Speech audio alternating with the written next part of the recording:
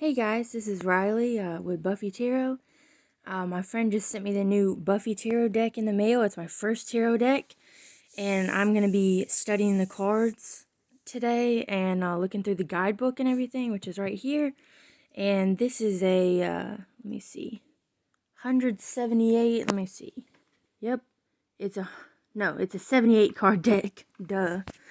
And a guidebook that comes with it, but I'm going to be going through each card and just looking at the beautiful artistry on it, and also just kind of explaining what the characters are on there, because I have a pretty deep knowledge of Buffy lore. So here we go.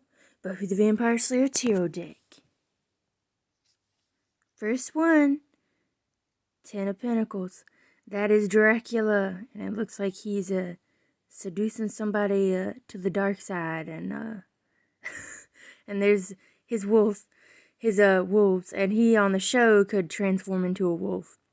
That was in the season opener of season 5. It was Buffy versus Dracula, and that was the episode he was in. It was a fun, campy type nostalgic episode. I think it was a really good season opener. And then we have Anya Jenkins, formerly known as Anyanka, who was a vengeance demon, but she became a human, and she had a love of money. As you can see in her little pumpkin for Halloween, she's got money falling out of it. So she works at Giles' magic shop, and this is the Nine of Pentacles. So that's beautiful artistry on there. I love the background of the shop and all the Halloween imagery. You got the old-fashioned devil down there. That's actually a kid dressed up as a devil, and there's a witch with a fake nose. It's pretty cool. It's pretty cool.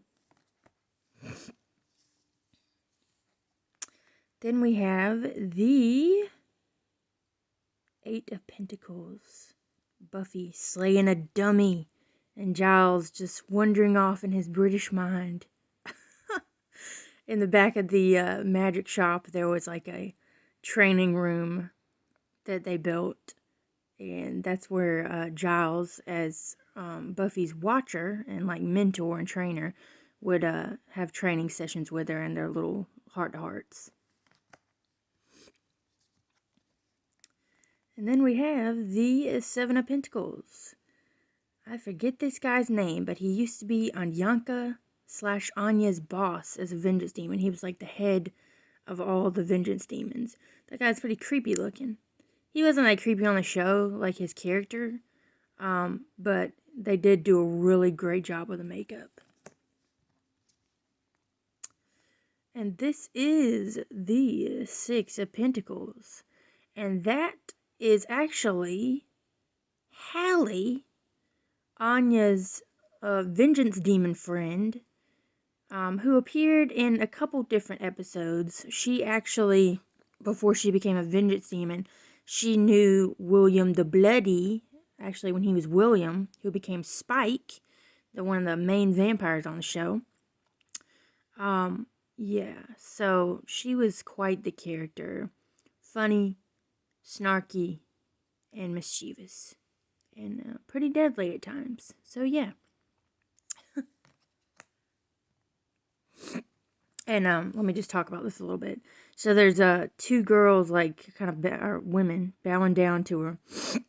So the case with that is vengeance demons.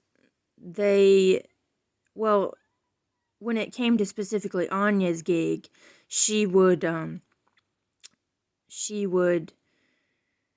help women in need get their vengeance against men who had scorned them. So I'm assuming that's what these girls are doing. And then we have the Five of Pentacles. Oh yes, the lackeys of Glorificus, the main big bad, as they call the villains on Buffy, of season 5. She had these lackeys that look like weird effed up hobbits or something. And they would just like follow her around everywhere and say, "Oh, holy sweaty one," and weird shit like that. I mean, they were kind of, yeah, they were ridiculous, but they were kind of a fun addition to the show, I guess.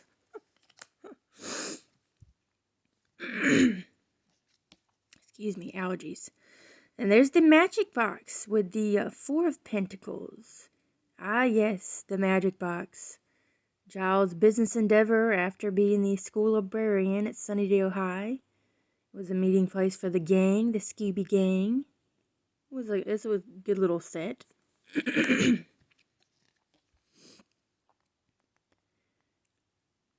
And we have the Three of Pentacles, which was the trio. Gosh, I hated these guys. The big bad before Dark Willow in season 6. They, yeah. I really hated them. They were just like college kids or whatever, didn't go to college, and they were just nothing but stirring up trouble, and they were kind of stupid in my opinion, to be honest with you. Hey, Tabby. Me. There's my cat. Oh, yes, the Double Meat Palace. Buffy took in a job in season 6 to help support her family after her mom had passed away. And it was this gross fast food place called the Double Meat Palace. There was even an episode called the Double Meat Palace, and it was like really gross how they ended up making food. So that was kind of a hard look at the fast food industry. And here we have the Ace of Pentacles. I do not know whose hand that is, but I don't think it really matters. You have the classic, modern kind of aesthetic, artistic look at the graveyard, which was a common coming and goings place of the gang in the show. And now we have the Page of Pentacles, one of the potential slayers. I forget her name, but she was a tall, skinny, lanky teenage girl who had it, who had it pretty good. I mean, she had a lot of potential. And this was part of season 7, where girls kind of around Dawn's age, maybe a little older, were potential slayers who were being trained by Buffy and the gang to take on this big bad, worse than ever before, called the First. Now we have the Knight of Pentacles. Oh yes, there's Riley. Wow. Actually, fun fact, Riley, that I go by, is my chosen name, not my birth/dead name. And I did not pick my name after this guy, but I kind of do have some similarities to him. I mean, like, kind of traditional, honorable, yada, yada, yada. But this was Buffy's boyfriend in season 4 into season 5 a little bit. And he was part of, you see there's demons like caged in the background behind glass. He was part of this government program called the Initiative. And they would capture demons and do like experiments on them. And then he realized, oh, that's not so humane because all the demons aren't bad. So Buffy taught him that. So thank you, Buffy. Okay, then we have the Queen of Pentacles. Aha. Yes. Slayer from the 70s, who ended up being the principal of Sunnydale High in season 7. That was his mom that got killed by Spike in the 70s in New York City. So she's sitting on the subway holding a pentacle, and in the other hand she's holding a stake because she's badass like that and slays vampires in subways. And then we have the King of Pentacles. I was just talking about him. Yep, that is Mr. Wood. I forget his first name. I can't keep up with all the characters because I haven't seen the whole show in so many years. But that's a lot of crosses behind him because he was real big on slaying the vampires. After he knew and found out what happened to his mom, he was really adamant, like, on just fighting the good fight and killing all the baddies.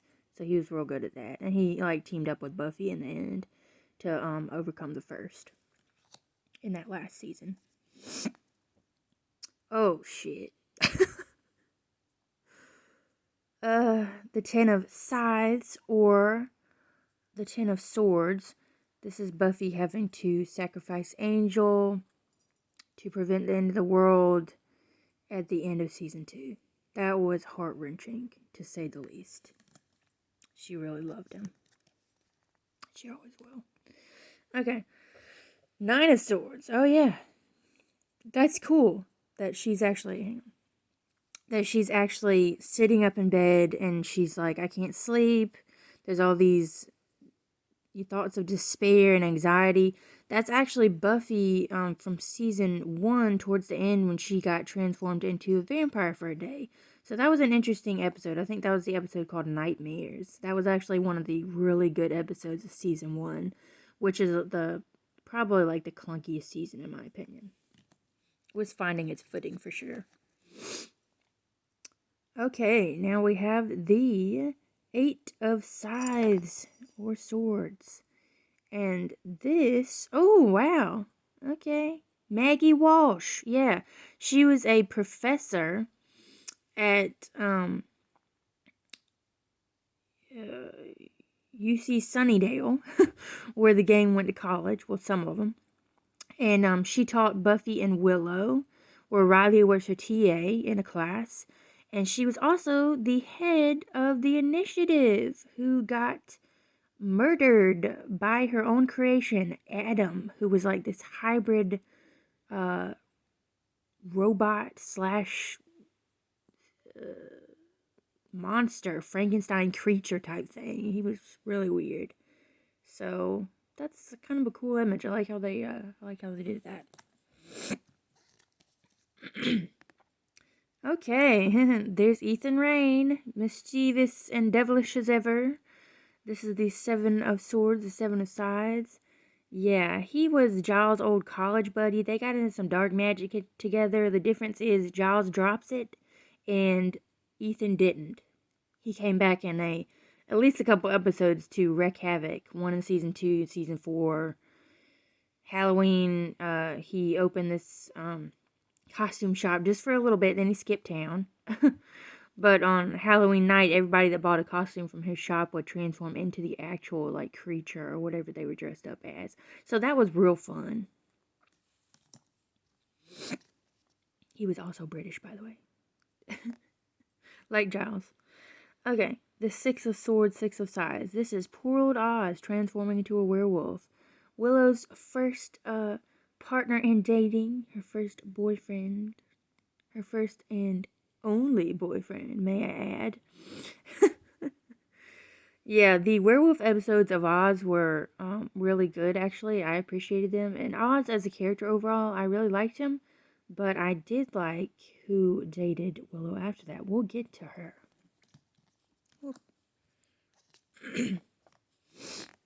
Now we have the 5 of Swords, 5 of Scythes. Yep, Buffy looks like she's gearing up for a battle or leaving home. Yeah, that was like at the end of season 2, where she was like, do you think I want to be a Slayer? I can't help it. It was like a kind of like a coming out story for her. It was an allegory before they introduced LGBTQ representation on the show, really.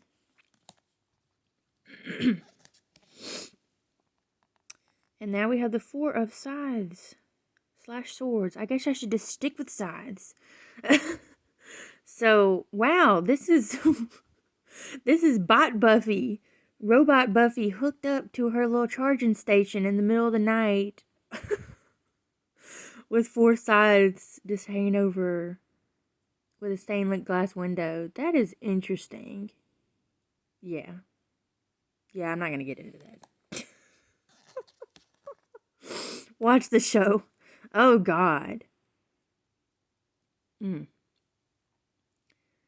is a really beautiful image, though.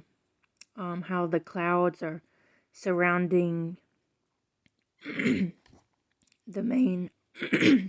Excuse me. How the clouds are surrounding the main images. This is the 3 of Swords. And, that is when Buffy walks in to find her mom dead. She's died of an aneurysm. And that was a really tough episode in season 5 called The Body. But it was really great, though.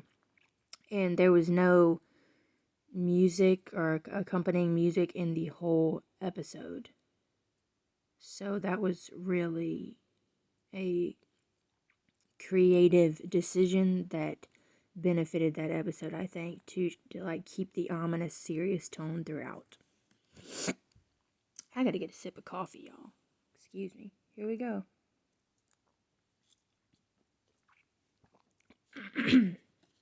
Okay. Now we have the Two Swords. Oh yeah, there's Ben, who shared a body with Glorificus in season 5. Yeah, he was a doctor, and at first he didn't know that he shared a body with her, so it was pretty confusing. And then he kind of surrendered to the dark side. So that's him in a nutshell.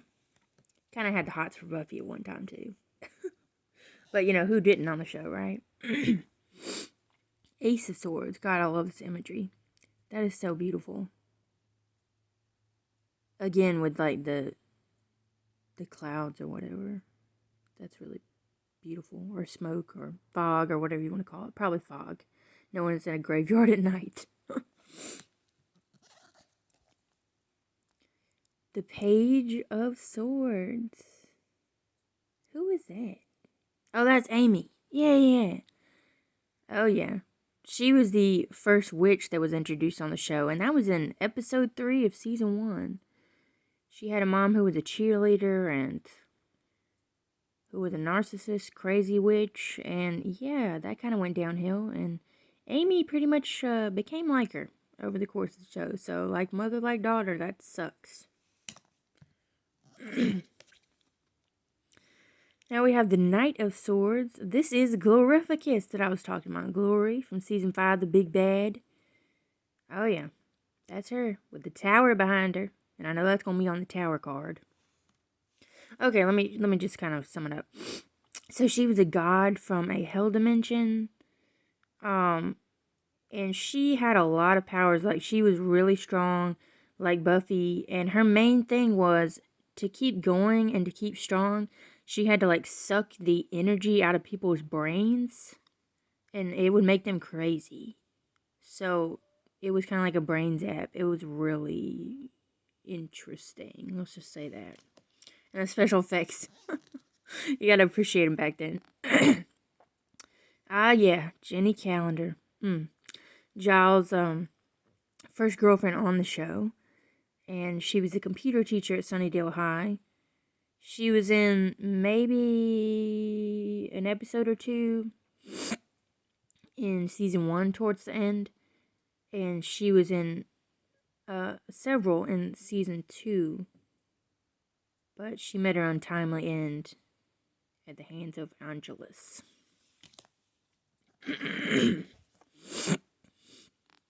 Excuse me, y'all. My allergies are really acting up. King of Swords. Okay. So this is the principal, the second principal on the show of Sunnydale High. No, what am I saying? He was the mayor. And, yeah, he was a bad guy. He basically had his ascension at their graduation at the end of the 3rd season and turned into this giant snake-like thing that they had to burn up and blow up the school. So that was real fun.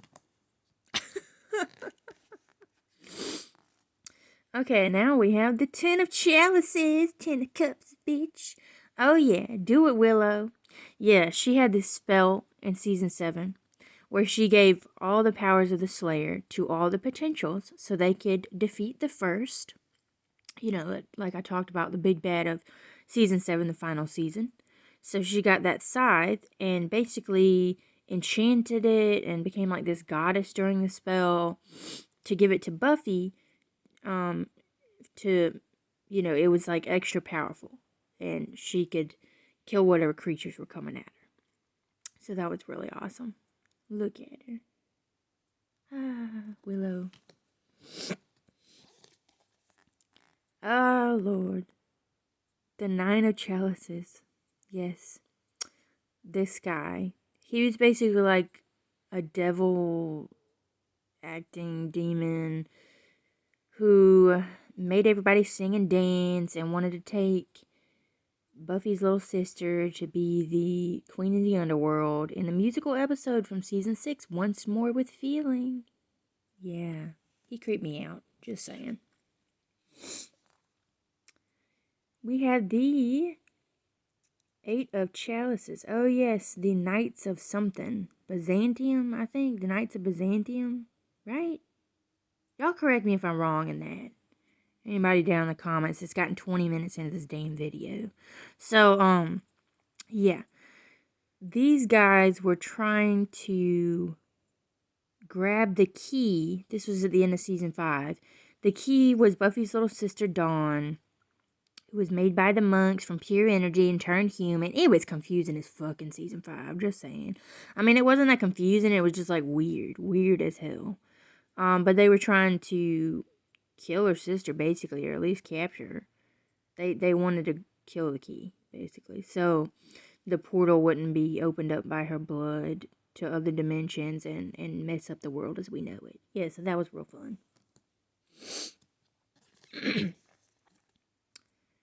Ah, yes, the 7 of Cups and Chalices. Now, this is really cool. I don't know who's looking right there. Maybe that's Ethan Rayne again. Yeah, I think it's Ethan, because remember how I mentioned in that Halloween episode in season 2, everybody that bought a costume from his shop would turn into the actual, like, thing they were dressed up as. So, yeah, that's what this is. You have Cordy right there, who, she bought it from another costume shop, so she was just dressed up like a cat. And she was like, why are y'all acting so crazy? Buffy was given that by Ethan Rayne at his shop. And she was like this, you know, bougie lady aristocratic from the 1700s. So she was acting like she wasn't the Slayer and she didn't know what the hell was going on. Xander was like this military man. There's this statue that Ethan used in his ritual to bring about all that. Willow didn't